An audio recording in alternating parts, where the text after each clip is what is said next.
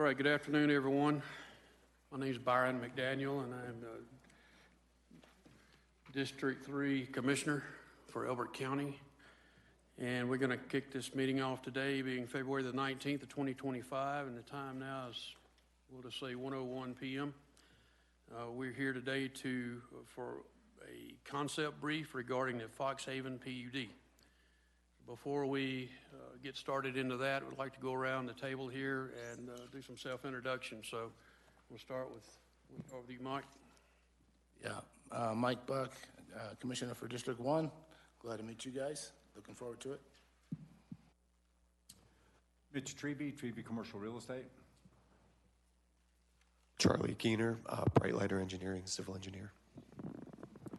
George Mattioni, I'm the owner of the property. Alan Cunningham with PCS Group, planner. Jennifer Jones, planning manager. Kelsey Lanham, land use planner. Dallas Schroeder, Commissioner, District 2. All right, thank you. And just for clarification, there are no public comments in the concept brief, and no decisions will be made here today. So with that being said, we'll kick it off. Sir, we'll let you have the floor. Thank you very much. As mentioned, my name's Al Cunningham with PCS Group, Planning and Landscape Architecture, and we're helping Dr. Mattioni with the property to come up with a plan that we're happy to present to you guys tonight. I had a design team slide there, but you've already met most of them, so we don't need to go through that too much more. The two other consultants on the team would be a traffic consultant with Lee Scott Cleary, who's familiar with working in the area from other projects. They're not here today. And then Gene Water Consultants on the water side of things. We'll do our best to answer water questions if you have some, but they've been engaged and done some water studies on the property. So starting out at 30,000 feet, wanted to give you guys an idea of where the property sits relative to the county. On the western side, it's just on the north side of Highway 86, and it's a couple of miles west of Elizabeth. Zooming in a little bit, here you can see it highlighted in red. Again, that's a 2-mile radius vicinity, so a couple miles west of Elizabeth, and just to the east of County Road 3. Not attached to it, there is another parcel of ground that sits between our property and that county road. In terms of the zoning on the property, you can see the property highlighted in red on the left side of the screen. It's green from the county map representing ag zoning on the property currently, and then the diagonal hatch you see is the EDZ overlay that's on most of the properties that are along Highway 86 out in that area. There's the first glimpse of the plan we'll show you in a second, but kind of zooming in further and showing where it sits. So you can see the property that sits between us and County Road 3. So it's north of the proposed Ridgewood Estates project on the north side of 86. We understand we'll need to work with CDOT on access to the property. Obviously, this plan, when it was drawn up, was aligned with proposed access and intersection points, which were to Elizabeth West, the property on the south now that has kind of changed direction, and I think they're calling it Ridgewood Estates. Excuse me. So we'll continue to work with that property owner and project on defining access when the time comes to make sure things are aligned, and we know we'll have to do that with CDOT. But this also shows where the projected traffic signals along this part of 86 would be, kind of based on the information we had at this point. Obviously, we realize that that will be CDOT dependent as well, and we'll continue to work with them on that. Just to give you some idea of the property, it's rolling terrain. There's a pretty decent sized drainage on the property that you can see in the bottom right photo, and I'll show you how that lays out on the plan in a second. And there's also some pretty good sized, nice, mature ponderosa pines that the vast majority of them we're trying to integrate within the open space system that you'll see in the plan here in a second. So it's kind of hard to see on the screen, at least the lines, the topography. There's 2-foot contourville intervals on there, but I guess the two important pieces of it are the color hatches. The blue dash line is sort of the center line of the main drainage channel on the property. And the red hatches are 20% plus slopes, so you can see that the majority of those are affiliated with the drainage that's on the property.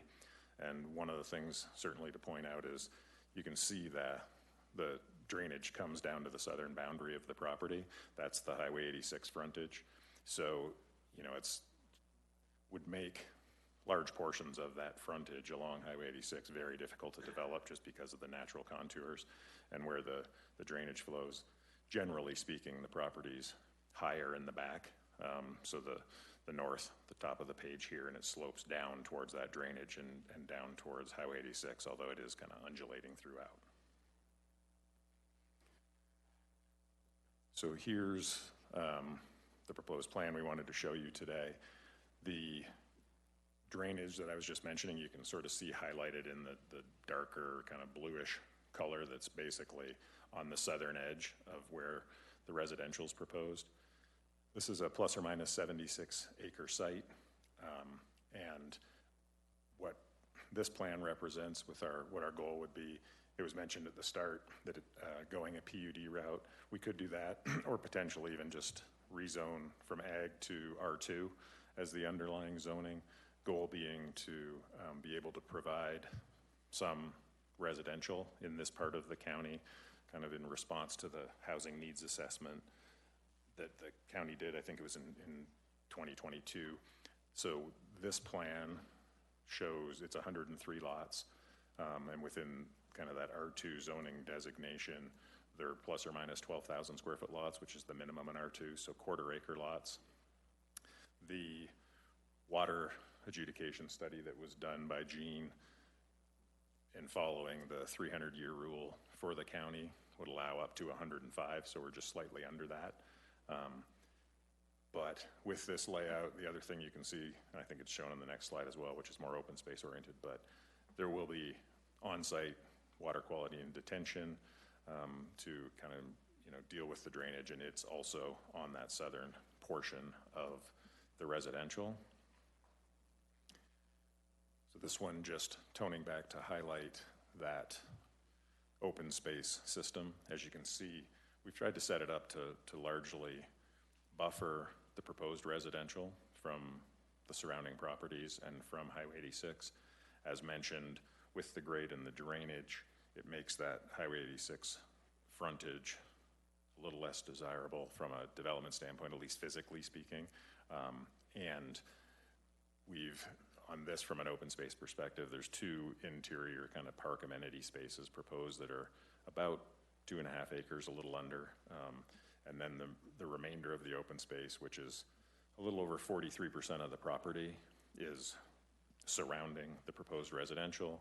There's about 11 acres of open space and buffer on the north side of the property, and then it's around 20 acres on the southern side.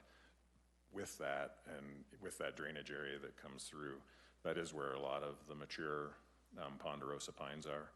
So we think that that buffer, you know, kind of maintaining that drainage while it will have some improvements and doing our best to maintain those ponderosa pines will keep a lot of the natural character of the area kind of as you drive by the site now. Also, you can see on the left side of the screen, there's a small white arrow there. This plan is anticipating future connection to the property to the west.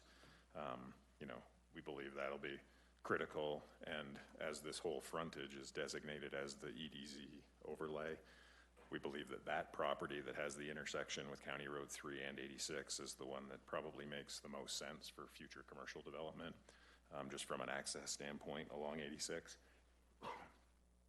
So providing that anticipated access, you know, we think is really important. So this could ultimately connect to that property. And this one just showing some of our thinking at this point.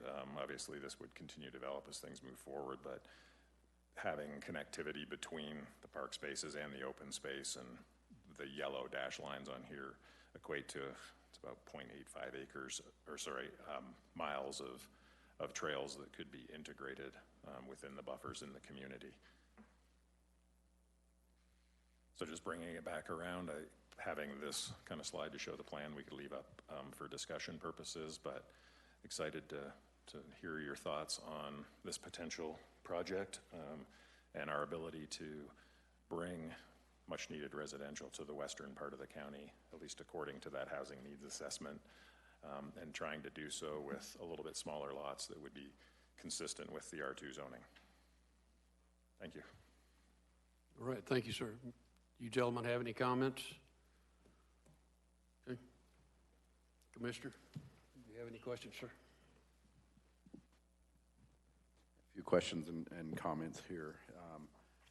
I appreciate the packet that's been put together. It's very thorough for a concept brief for us, and gives us a good idea of what you're looking at doing. I had a couple questions and comments here.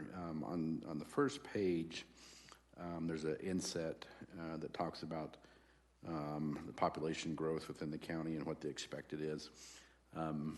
There's some conflicting reports that have come out. This is an older, probably from 2015. Jennifer, you can remind me if that is where that's at. There's a newer one that shows quite a reduction in the amount. According to this one, we would be growing by 21,000 people in 5 years, and that's it's not a realistic number anymore. So just to highlight that to you, it's come up several times over the past couple years where these different numbers have popped up and has created some confusion. So if we can get more in line with what the current projection is, I think will help clarify for a lot of people exactly where we're going with this. If you could talk a little bit about the wastewater plan and the water plan as far as how that will be working. Sure. I'll actually turn it over to Charlie, our civil engineer, because he'll actually know what he's talking about on that front. Yeah, so we have two sub-consultants that we have hired to do preliminary water studies as well as preliminary design of a local package plant. That's a fancy word for septic system for the community.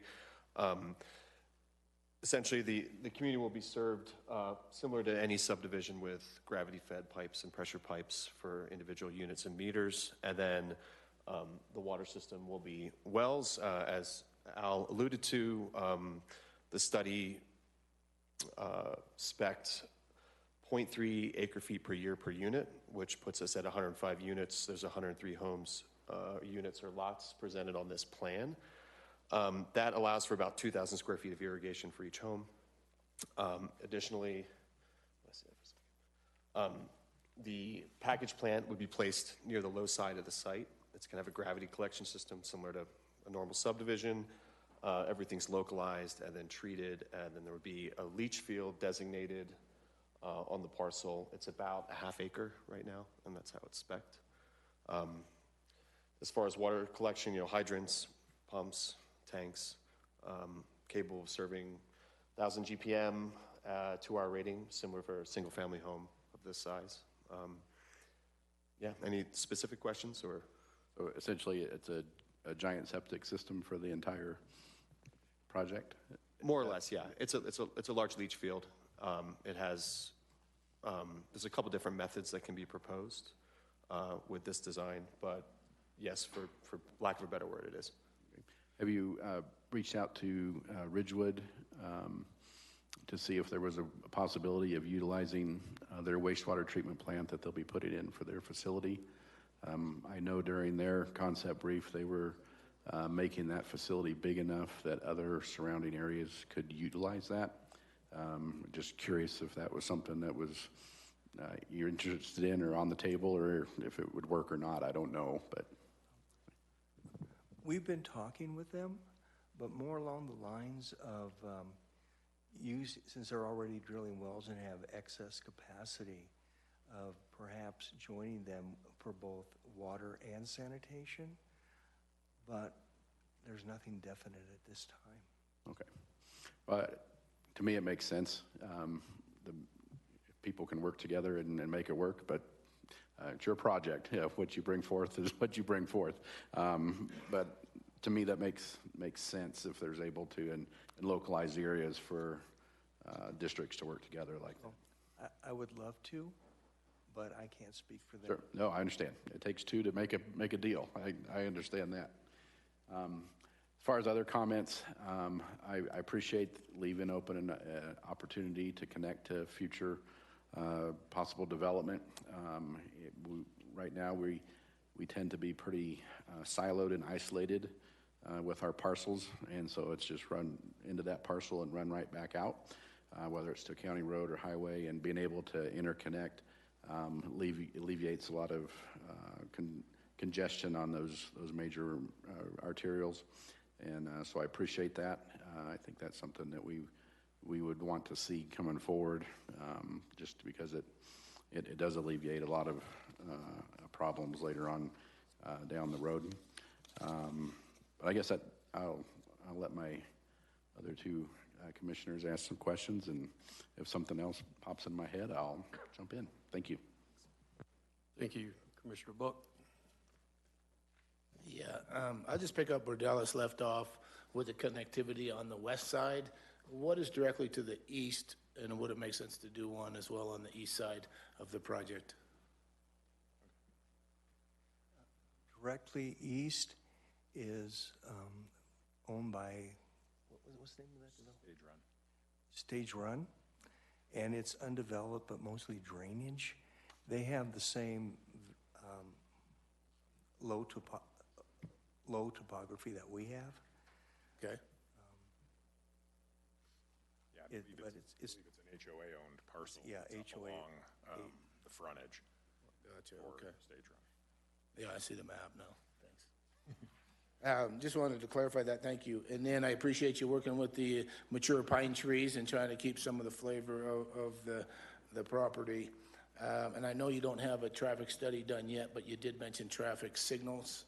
Any thoughts or projections on what the level of service on 86 might be upon completion? We're trying to work with, is it Pine Ridge? With Jim Marshall's project directly south of us, to both position and share payment for a traffic signal at what would be the southeast corner of my property. Okay. And then price point for the homes and square footage, approximate. Any ideas on what that might be or look like? Mitch, do you want to take that one? I think the original vision, given the limited amount of lots and the quarter-acre size of those lots, is going to be for kind of like a lower-end pinery type product. Can't see those being much less than $1 million each finished. As far as the actual square footage size goes, I think we're limited to the square footage for each home, aren't we, Al? I'm not sure off the top of my head if we're limited on that. I mean, obviously, with the quarter-acre ones, they're not going to be massive homes. They'll still be. Right, so unlike, some of the larger homes that are appearing on the 5-acre lots, unlike what you see in Wild Point, at one end of the scale, and then at the other end of the scale, what you see, south of Walmart, in that project, they're not going to be production homes, so they'll be semi-customs, and given the fact that there's only 100 lots, give or take, I can see those being semi-customs on those quarter-acre lots. So, and this might be for staff, what projection demographic numbers are we using? They used 48,000 by 2030, which Dallas rightly pointed out that that's probably grossly inaccurate. What numbers are we using as a county? If I recall, I believe there were some newer numbers in that recent water plan. I can pull those up if that would be helpful. I think those are the newest numbers. Please. Okay. I think that's all I had. We just recently spoke, and this is just kind of off the cuff, but we recently spoke to the Parks and Rec director, and they talked about trail connectivity to Elizabeth and the surrounding area. Any thoughts on the trails that you guys want to put in this development and, have further connectivity outside of the development? Any thoughts in that regard? We certainly have no objection to that, but presently there's nothing to hook up to. But we certainly have plenty of room to do that in the future because most of the ground along the highway is undeveloped. The other thing that didn't get mentioned is that the design of the development was designed to do as little grading as possible and to conform to the natural contours of the site. And then can you explain a little bit of background on your water supply? There was a lot, I read through that, and there was a lot of wells that you referenced with permit numbers that weren't located on the property. My water attorney's Trout Rayleigh, and they're handling all that right now, and the water rights are being adjudicated. There's only one well currently on the property. The other wells listed on the property were all in stage run. Okay. And then currently you're anticipating not using any water from the upper Dawson, but potentially in your numbers and in your calculations, you're using water from the lower Dawson.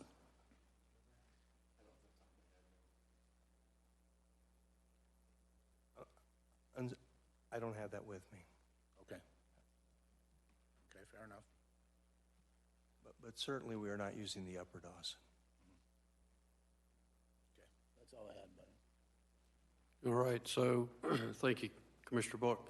So my question was on the water, and of course, I think you started off with that on the aquifers. So you're saying you're not gonna be in the upper Dawson, you'll be in? We are not going to be in the upper Dawson. I'm not sure about the lower Dawson. Okay. Is that something you could let us know about? Yeah, Doesn't have to be today, but maybe you could send that to us, because I'd like to know about that, what we're talking about with the water. Okay. And then on Highway 86 there, you talked about minimal grading and so forth, but are you anticipating any impacts to 86 with water runoff, anything like that we're going to be concerned about? No, given the existing topography, as you can see of the site plan, there is a pretty significant drainage swale adjacent to 86, which we're not going to be touching. We'll be essentially above it. We'll have to cross it for the access into the subdivision. But ultimately, no, it won't be affected. So we don't expect any negative impacts, as well as the development's proposing detention facilities for all the additional impervious that's being added with the homes and the roads, along with the state-required water quality. So water that's generated on site from this development gets collected in ponds and then is released at the historic rate into that existing swale that runs along 86. So no adverse impact as a result. Okay, thank you. Yeah, you're welcome. All right, Commissioners, you got any other questions? Yeah, just to clarify, the letter that was provided to us from the Gen Water Consultants, signed by President Gina Burke, dated October 8th. Just to clarify the aquifers, on page 2, first paragraph, midway through, says the non-tributary groundwater in the lower Dawson, Denver, Arapahoe, and Laramie Fox Hills aquifers are currently available to serve the demands for the proposed development. At the time of this letter report, which again was October 8th of last year, the groundwater in the non-tributary upper Dawson aquifer has not been included in an approved augmentation plan and therefore is not available today to meet the demands. And so the plan that you have does not include the upper Dawson, if I'm reading that letter correctly.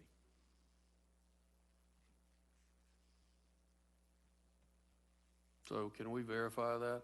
It's in there, we've got that in writing, but I'd like just to verify that. Yeah, we can. We can certainly verify that with the consultant that prepared this report. All right. But yeah, that's how I read it as well. Yeah. Okay. Anything else, sir? That's all I have. All right, thank you. Commissioner Buck, any other Yeah, questions? real quick. You originally proposed a PUD, and then with community input, you made the changes based on some of their input. Can you guys elaborate a little bit about your thought process when you made that change? Yeah, I can. And what that original plan might have looked like and what you decided as a final plan for today? Correct. I think it was in May, maybe May 30th, we had a community meeting in Elizabeth. The plan that was proposed at that time, I don't remember the exact count, but it had a higher unit count, 150-ish units, and there was a proposed commercial parcel sort of at that western access point. And I remember some concern from the neighbors pertaining to that commercial in terms of what it might become. We didn't know at that point. We were just kind of saying it could be a commercial parcel, and there's obviously a lot of allowed uses there. With that concern, looking at the property a little more closely from an access standpoint and grading and what's really kind of available along that 86 frontage, internal discussions with the realization that while we don't control the property to the west, it would make a lot more sense for commercial to come there where they have the anticipated lighted intersection at County Road 3, and then looking at the water as well. All of those things sort of led us to this plan with the reduced unit count and kind of deferring the commercial to a future property owner where we think physically it makes more sense. And whether it actually became a PUD or not, with a simplified plan, this residential use without that and doing lot sizing that would be aligned with R2, our thinking was that it might be simpler to just try and work with the county, rezone it to R2 and simplify things. So that's sort of how that evolution took place. Because that was my thought, was there ever consideration for our commercial use along Highway 86 there and have some frontage, if that might be highest and best use for that application? Maybe Mitch probably better. You explained it. You kind of explained, you explained it pretty good. Yeah, it makes the most sense to allow the 40-acre Eisendrath parcel on the corner to host the commercial uses for the neighborhood, even though there's a certain amount of demand for some going to work commercial on the north side of 86. That's not necessarily the best place for it, because we did hear at the community meeting that the neighbors in Stage Run were concerned about having commercial that close, even though some of the homes would buffer it. But there was too many homes, and they did not support the commercial there, so the developer listened and scaled down the number of homes and took out the commercial. So that's probably best going to occur at that corner. Okay, thank you. All right, so staff, you got any questions, comments, Jennifer? No questions, sir. I do have the information I think you all were asking about regarding the water master plan that was approved late last year. There are some newer numbers, and it actually even talks about how these numbers are reduced and that how that has changed. According to this water plan, the most recent estimate published in 2023 shows the county's 2022 population at approximately 27,800. Projected county populations are only approximately 34,000 for 2035 and 35,000 for 2050. I would have to research more if you need to know more about where those came from, but I'm guessing that might have been what had been stuck in the mind about recent numbers that had come up. Okay, thank you. Everything? Okay. Gentlemen, do you have anything else you'd like to add? Yeah, I'd like to circle back to the water real quickly. Okay. On page 4 of that water supply report, the total demands to serve Fox Haven development are 31.57 acre feet per year. These demands will be met with a central groundwater well system, as the Lower Dawson, Denver, Arapahoe, and Laramie Fox Hill aquifers are used by homeowners and municipalities in the vicinity of the property. The quantity and quality of the water is considered sufficient to meet the demands of Fox Haven development. So I think that's the paragraph you guys were looking for. So, all right, yeah. thank you. You're welcome. Anyone else, gentlemen? Okay, all right, well, with that, I'll close this concept brief, and the time now is 1:29 p.m. Thank you.